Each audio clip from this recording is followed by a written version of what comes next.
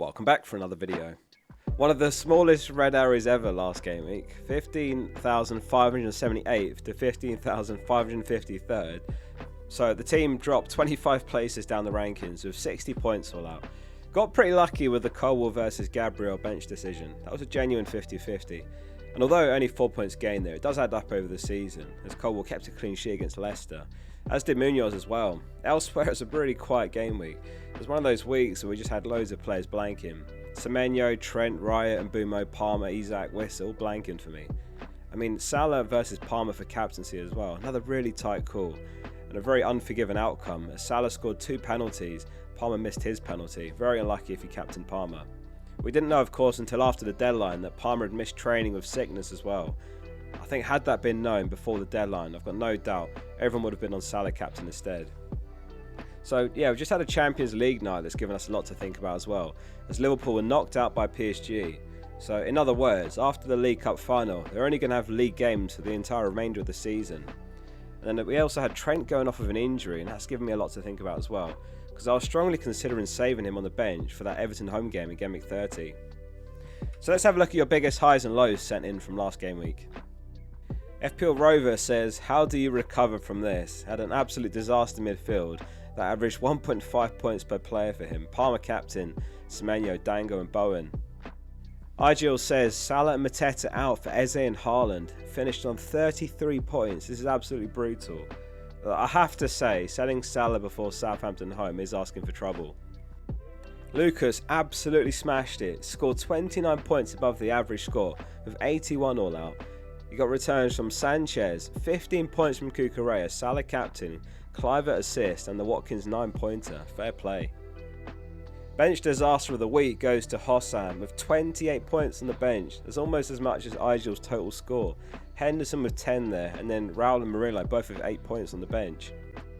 And lastly, Josh. Although not the biggest score sent in with 66 points, the rank's unbelievable, 2.2k. He said, Sales the hero once again. And he said, I'm ranked 2.2k and I'm set up well already for Gameweek 29 with 10 players and 3 free transfers. Nicely done. Thanks everyone that's sent in. If you want to send yours in the future, just follow me on X or Blue Sky. Links in the description to both. So let's get into the team and transfer plans for the blank game week. There's a lot to think about. Got loads of players blanking, but I do have 3 free transfers. In goal, unfortunately, no keeper transfer required, with Raya playing home against Chelsea. Arsenal are actually top of the Gameweek 29 clean sheet probabilities, or joint top with Everton actually, both given a 37.5% chance. So yeah, not great odds to be honest, but it's going to be a low scoring game week overall I feel. 3 clean sheets in their last 6 for Arsenal, no team's got more. 43 shots conceded is 10 fewer than any team as well over that run. In defence, it's a back 3 of Gabriel, Tarkowski and Trent. Very happy to have some Everton defence coverage given their joint top of the clean sheet odds, and I think many have got at least one defender or pick from that double game week a few weeks back.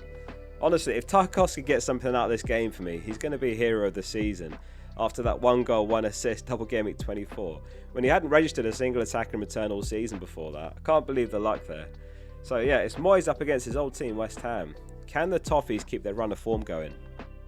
So Trent going off injured in the Champions League has complicated things a bit for me. Originally, I'd planned to bench him and just keep him for Gameweek 30, because in that week I'd have Gabriel, Munoz and Trent with great fixtures. Tarkowski's got Liverpool in Gameweek 30 and Colwell's got Spurs, so now it's a question of whether I have to tweak my transfer plans to sell Trent to make sure I've got a good defender in Gameweek 30 and potentially roll a transfer before the wildcard. On the replay, he did jar his knee and they were testing for an ACL injury. He may have also injured his ankle at the same time. Slot said after the game, I wouldn't be surprised if he's not available on Sunday for the Carabao Cup final. Onto the midfield, which is Clivert, Semenyo, and Mbumo and Palmer. Although on paper I've got my Bournemouth mids right, it's not made any difference in terms of Semenyo versus Dango anyway, like neither have got a return in their last 3 games. Semenyo in 89 minutes last match, scoring the same as Dango in 19 minutes. Home to Brentford though, and I'm actually considering adding a third Bournemouth player because of that Trent injury, which I'll explain later. 18 returns for Clivert this season, how good has he been? Bournemouth players are great as well because it's that Ipswich home fixture in Gameweek 30 before a potential Gameweek 31 wildcard for me, and I'm sure many other teams. So yeah, if you haven't got Clivert or Semenyo, then strongly consider them. What do you do if you've got Dango though? I think unless you've got free transfers, it is luxury to sell him. It's better to just play him and hope for the best, rather than take a -4. After the international break, they do play in the FA Cup quarter-finals 30th of March, and then Ipswich just a few days later, and then West Ham a few days after that. So to be fair, Dango might start the Ipswich game anyway. So the question is what to do with Palmer. I've got so many transfer combinations to weigh up now.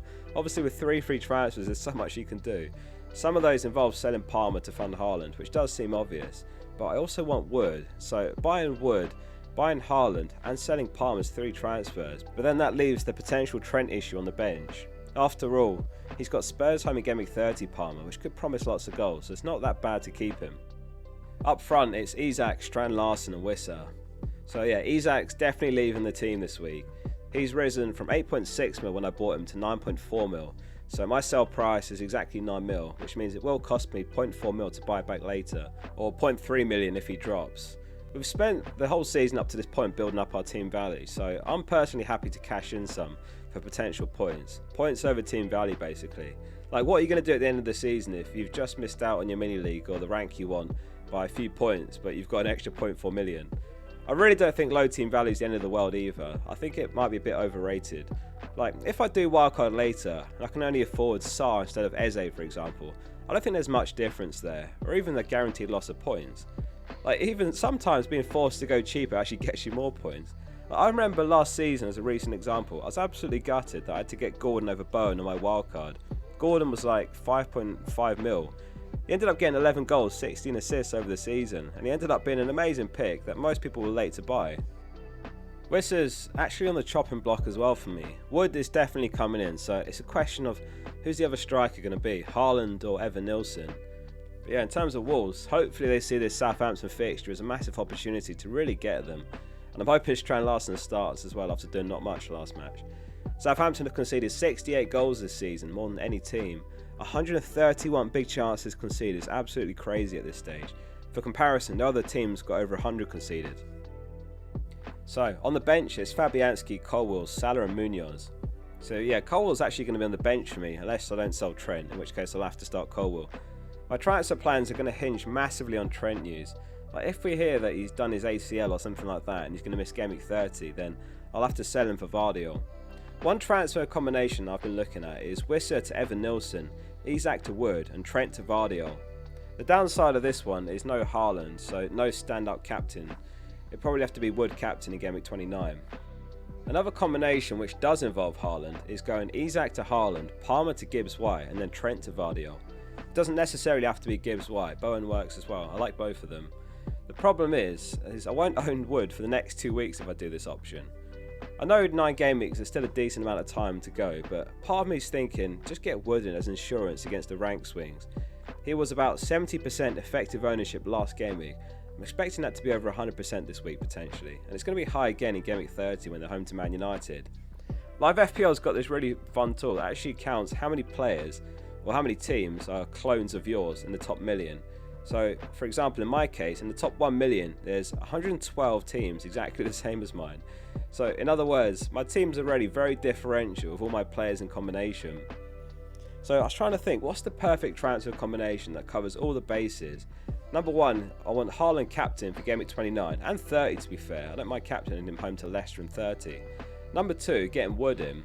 And number 3, fixing Trent if he's got a serious issue. I've never made 4 transfers before, so let's resize this here to try and fit it all in. The plan is Isak to Haaland, Palmer to Gibbs-White, Trent to Vardiol and Wissa to Wood. So Isak to Haaland, Palmer to Gibbs-White, Trent to Vardiol and Wissa to Wood. It is a -4, but using plan FPL here, you can see how the team would look. It would be Raya, Tarkowski, Vardiol, Gabriel, Kluivert, Semenyo, and Mbumo, Gibbs-White, Haaland, Wood and Strand Larsen. That's almost a free hit team in my opinion for the cost of 4 points. So that's the current plan. I'm really tempted and I think that's what I'm going to do. Let me know what you think of the plan though. And thank you as always for watching. There's more FPL content to come before the deadline, including the experts and final thoughts, so make sure you subscribed. See you soon for the next one.